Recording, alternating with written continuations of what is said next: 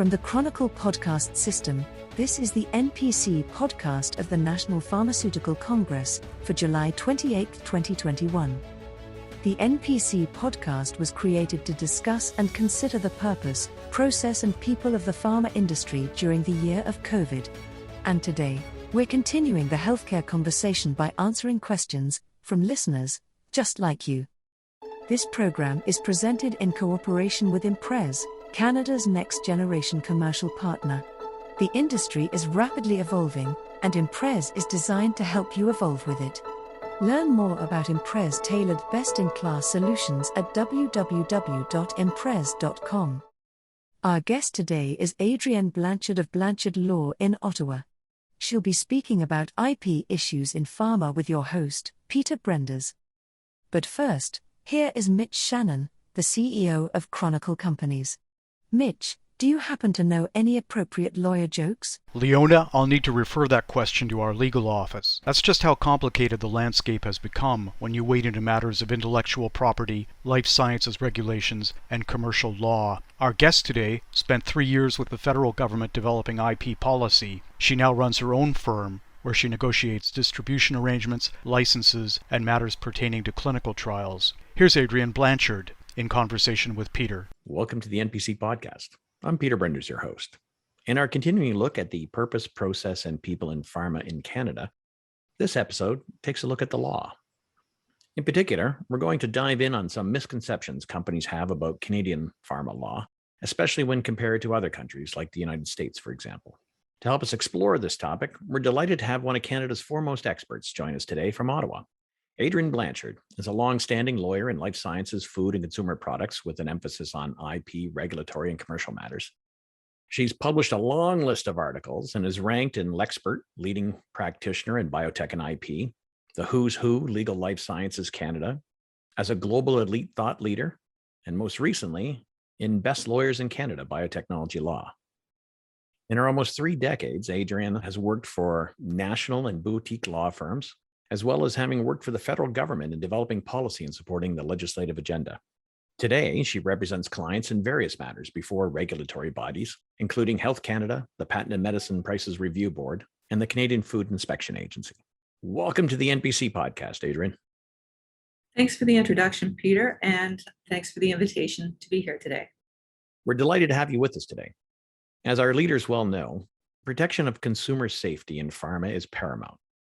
And as a result, we know the pharma industry is one of the most heavily regulated industries, from the earliest stages of development and testing to ultimate market authorization and sale. So I understand there are some rules, though, on who can do what, who can say what, and how drugs are made available and sold in Canada. Maybe you can tell us a little bit about the laws that guide the industry in our country. Well, in Canada, we have a mix of laws, but also industry and professional codes of ethics and voluntary agencies. So at the federal level, we have the Food and Drugs Act and its associated regulations. The key provisions there obviously govern the product approvals, product safety, the requirement to report regarding adverse events, and also provisions around the prohibition on false advertising. But there's really no legislation that prescribes how companies can and can't promote their drugs. There is, if companies do want assistance to know that their advertising is above board, there is a voluntary advertising pre-clearance agency, the PAB, the Pharmaceutical Advertising Advisory Board, and they will pre-clear advertisements that are made by companies to healthcare professionals. But unlike the US, it's not necessary to provide copies of advertising to the regulator, either before or after dissemination. PAB's review is really aimed at ensuring that companies, whatever they say, complies with the rule against false and misleading advertising, and they review claims to ensure the claims are in scope of what the market authorization says, and also to ensure that any claims of product comparisons are supported. There's laws that guide us in terms of how we sell, but at the end of the day, it's really up to companies to implement these. And then, as you said, there's some other agencies that are voluntary, companies can go to if they want to, which is quite different than what we hear in the US, where you must get pre-approval on some of these aspects. So the laws in Canada then are different. I'm hearing that. But what about sort of interactions with the stakeholders, with healthcare practitioners? Are there rules governing those? There are rules, they're not laws, they're ethical codes of healthcare professionals. Their own rules, not the rules in the company. It's the rules of the professionals themselves. There are rules of the professionals themselves, and there are also industry codes, but those are voluntary codes through industry trade associations, and they govern the manner in which companies can speak with various stakeholders, which includes healthcare professionals, patient groups, and other consultants. Canadian laws help us set a framework, and then companies themselves can set their own sort of standards of how they want to work on this one. So companies bringing drugs to Canada then often operate sort of, I guess, in probably their mindset from where they've started from, usually in the US approach. And I'm aware that you're helping companies navigate these Canadian laws. So maybe you can take us through some examples and where you've seen what mistakes or incorrect assumptions are companies making about Canada. Well, there are quite a few differences between the Canadian environment and the US environment, for example. The US has limitations. They have an anti-kickback statute, which is a criminal statute limiting the activities between companies and physicians in terms of not being able to provide anything of value for services or items that are payable by the federal healthcare program. So we don't have that law. We don't have those laws that attach to companies as they do in the US, although we do have some professional codes that govern the healthcare professionals for obvious prohibitions like not accepting gifts from pharmaceutical companies. But they are not criminal statutes, and they are not as restrictive, as I understand it, as the anti-kickback laws are in the US. So you talked a little bit about advertising at the start there in terms of false advertising. So do we have prohibitions on advertising here in Canada? We have prohibitions against direct-to-consumer advertising. Companies can advertise, obviously, to healthcare professionals, but direct-to-consumer advertising is quite limited. Under the regulations, you can only advertise quantity, price, and drug name directly to consumers. So that's a significant difference from the US. So in the US, they're also talking about the indication this drug is used for X, for example. But in Canada, we can't connect the two. Exactly. But that doesn't mean that all communications between companies and patients or consumers is prohibited. So not every communication is an advertisement. For example, there are obviously corporate statements that can mention product names, clinical trial recruitment can be done. So there are opportunities to deal with patients and the like, simply not direct to consumer advertising. Okay, so let's talk about sort of selling your product in Canada and whether you're selling to HCPs, healthcare practitioners, you're selling to pharmacies. Differences, similarities from the US, what would those look like? One of the main differences that often surprises US companies is that it is possible to provide discounts to the trade, so discounts to pharmacies in most of the provinces, although there are restrictions in Quebec and Ontario. You're listening to the NPC podcast. I'm Peter Brenders, your host. What about sort of engaging HCPs directly in different ways? I mean, is it broader, more narrow than the US? My understanding is that there are more ways to engage with HCPs in Canada, and a lot of it stems from that law that I spoke about earlier, the anti-kickback legislation. In the US, it is possible for companies to engage a healthcare professional to do a speaker program based on their product to other healthcare professionals, other doctors. In that case, from a legal perspective, the healthcare professional is considered to be an agent of the company. In Canada, we do have speaker programs, but they're really scientific exchange programs. Companies can support them, can fund them, but at the end of the day, the healthcare professional maintains responsibility for the content of that presentation. They are not the agent of the company. The presentations have to be balanced and mention several different treatments, not just focused on a company's product, the company that has funded the activity. So there's a significant difference there that often surprises US companies. In those type of learning activities then, so where docs will be talking, and it'll be their slides, it'll be their presentation, their responsibility to develop their balance. But often when docs sort of approach companies and say, hey, can you give me some information on your product or other areas? Are companies allowed to give them that information? The practice in Canada is yes, not that they be provided proactively. So there's the difference between the US and Canada. In the US, For these programs, the companies want to give their slides to the doctor and dictate what the doctor says, more or less, or have control over it because they are their agent. So in Canada, the practice is to provide the materials reactively and not to dictate at the end of the day what the healthcare professional says. And that's really more an issue that arises from the professional codes of the doctors.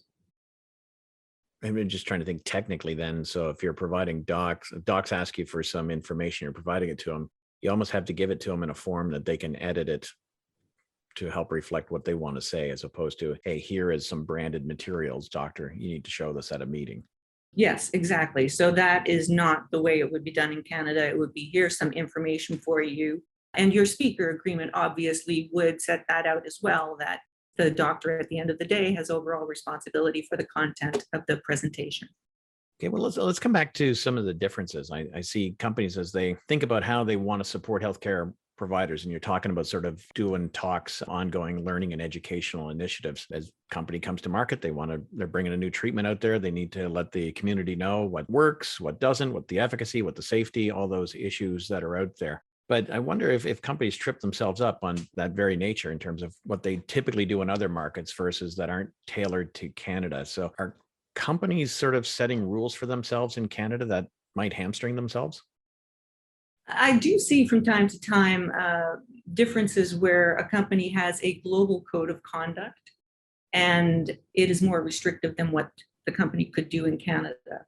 So, for example, one of the big differences that we see is that we don't have this distinction, this clear distinction that's required, as it is in the US, between commercial and scientific, the roles within a company. So oftentimes the global code of conduct will say that has to be maintained, these silos. I think it arises mostly from the law in the US, but we don't have that in Canada. So it is, the global code of conduct could be more restrictive than what could be done locally. And also the trade association code of ethics as well may be more restrictive than what might be permitted at law. Prescribing activities such as how many members of a company can be at a stakeholder meeting, for example. Those things are not in Canadian law, though they are in industry code. So what I'm hearing from you, and maybe correct me on this one, is that the Canadian laws are kind of the same. They don't differentiate within a company who can do what. It is simply what the company can do or not do. Is that fair? Well, that's true. Well, the law speaks to persons, but when you're speaking about a company and employees of a company, the company is the person from a legal perspective. So that's correct. It's a lot of the detail around promotion is driven by codes and not by legislation. So you talked about sort of advertising, you talked about promotion, but does that extend to like who can give out what, who can approve what type of grants? Like companies must request grants all the time, grants and sponsorships. Who can approve these? So again, does the law differentiate in terms of who should approve these things or not? Mm-hmm. We don't have that in Canada. I understand it is in the US, again, very clear that there is a distinction and certain grants have to be approved by medical and certain grants should be approved by commercial. We don't have that distinction in Canada. And even the industry code does not get down to that level of governing internal company affairs when it comes to granting. There are a lot of rules in the codes around granting and what types of grant are appropriate in terms of dealings between companies and healthcare professionals, but they do not dictate the way in grants are approved internally. You're listening to Adrienne Blanchard on the NPC podcast. Let's extend that to sort of other interactions beyond just the physician, healthcare practitioner. You kind of alluded to this at the beginning or earlier in talking about sort of other stakeholders. Companies can talk to patients. Companies are interested in working with other health professionals, nurses, pharmacists, and that one. So interactions with these other individuals, allowed, not allowed, or does it just speak to what those interactions entail? Exactly. And again, getting back to what the law says, the key provision of the Food and Drugs Act is the prohibition against false advertising, false, misleading, and deceptive advertising as to the character or merit of a product. So that is the line. The detail of that is not in legislation. So it is the actions of the company and how they conduct themselves is really going to be measured by that prohibition. Are they saying something that is false misleading or deceptive or not. So that makes it quite actually easy if you think about it from a company. It's like, do the right thing. Don't mispromote. Don't sort of misrepresent what you're trying to do. And if you're a company that's out there, like so many of the pharma industry it's that patient centricity, trying to help the patient. It's just a matter of doing the right thing. It's not all about sort of selling that product. It's if you want to be a partner in the system will allow you to be a partner. Is that kind of what we're hearing? And your dealings obviously have to respect the rule against direct-to-consumer advertising. So dealing with patient groups, so long as it is not advertising, but partnerships are obviously allowable. Getting feedback from patient groups is allowable. Not every communication between a company and an individual patient or consumer is considered advertising. There's a lot of flexibility in terms of what companies can do and still be within the law. So clearly Canada's not the US. Well, and you know what? Companies can engage and sell here in ways unlike the US. But as I heard from you too, the US can do certain things that we can't do here. DTC was one of those you talked about. So what do you see? I mean, you've been so close to the regulatory environment for so long, and you understand sort of this environment, and it's changing in the coming years, or it always evolves. Do you have any insight, or if you were to be forced to guess, are we going to become more like the US? Are we going to stay as our own? What might change in the Canadian regulatory environment down the road? I would have to say I don't see a lot of the US system being adopted into Canada. We have seen Canada take some policies of the EU, for example, on clinical trial transparency. The EU publishes and allows access to some clinical trial information after a product is approved, and Canada a few years instituted a similar policy. Canada is also proposing some changes to its privacy law that are similar to the EU privacy law. I think where there are best practices out there, Canada is open to adopting them, but it will always be driven by unique to Canada interests. So I think you already told us, Adrienne, that DTC advertising, not a thing that's allowed in Canada, or it's very limited. Whereas in the US, they're permitted to actually talk about the drug and that therapeutic indication. So what could we see here? That's right. We don't see a lot of television advertising around prescription drugs, but reminder ads are still permitted. And back to my earlier point, not all communications are considered prohibited. So reminder ads, you may recall a number of years ago, there were a series of ads on TV that ran around the product Viagra. They featured happy men and the distinctive blue diamond pill that didn't have any markings. There was no mention of the use of the drug. There was just a statement that flashed that said, Viagra, ask your doctor.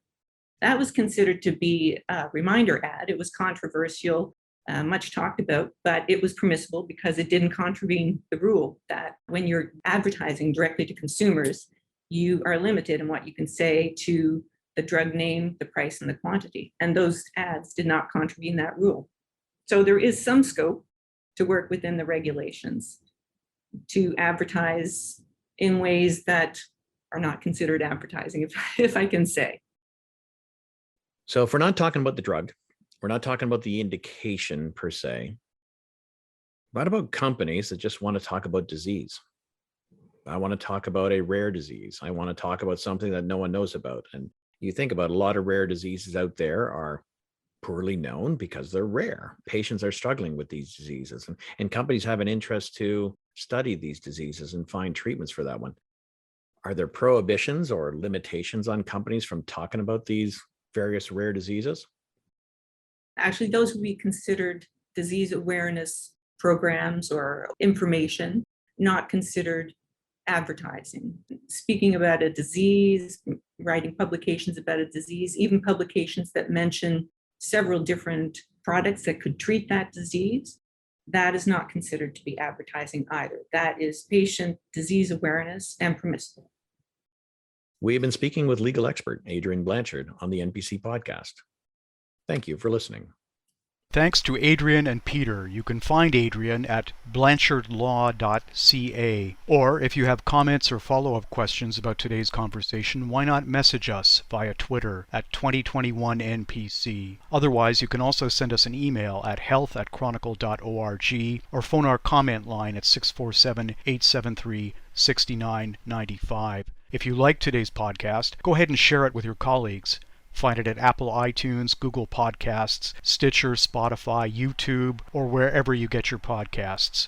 The NPC podcast is presented in cooperation with Imprez, Canada's next generation commercial partner. Visit them at www.imprez.com. This is Mitch Shannon of Chronicle Companies. Podcast producer is Jeremy Visser in Toronto. He's assisted by Aria Mpakaris in Vancouver. The announcer was Leona Lokitis. The musical theme is performed without compromise by the NPC Podcast Orchestra under the direction of Maestro Fielding Millbrook. Happy Simcoe Day to our Ontario listeners. Stay safe, and we'll talk again next week.